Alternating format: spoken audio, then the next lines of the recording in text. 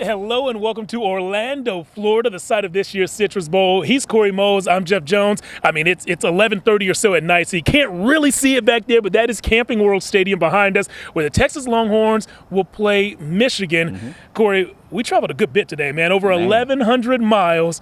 What are you going to remember most about our travel day to this year's Citrus Bowl? All the great conversations. Our plane was fully booked, by the way, not an empty seat in the house, but we were able to talk to a couple of Texas Longhorn fans, specifically Mr. and Mrs. Wrinkle. Shout out.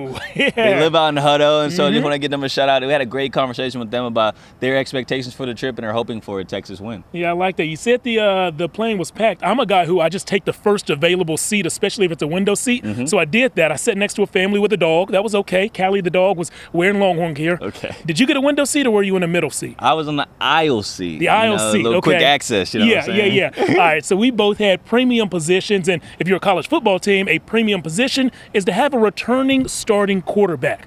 Arch did announce recently that he is coming back to play for the Longhorns in 2026, and this week here at the Citrus Bowl, he told us why. Yeah, I felt like I developed a lot this year, especially towards the back half, and I want to keep it going. There's no reason to leave. I feel like I got a lot more football left to play, and excited to still be a part of this team.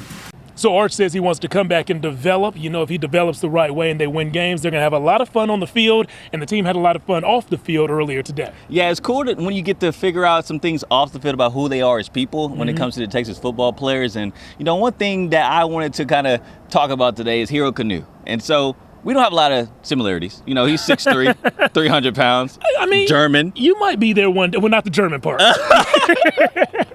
But there's one thing we do have in common. We both don't like roller coasters. Yeah, he's not a fan of heights. The Longhorns went to an amusement park earlier today to spend some time with some local kids in the community. And one thing we did find out, like I said, Canoe's not a fan of the heights, but he is a fan of his new defensive coordinator, Will Muschamp. When he first got introduced to him, right, I remember that one video at LSU. I don't know if you guys know which one I'm talking about. He's just, you know, on the sideline exchanging some words with some players.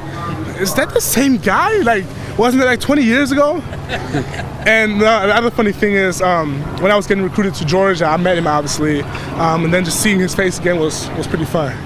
Yeah. Yeah, there's multiple videos of Muschamp back in his day. We already know the whole "do your job" Yeah. word. So I can't imagine the more videos that he's going to make in his now new tenure at Texas. Yeah. So we saw the guys have fun today at an amusement park.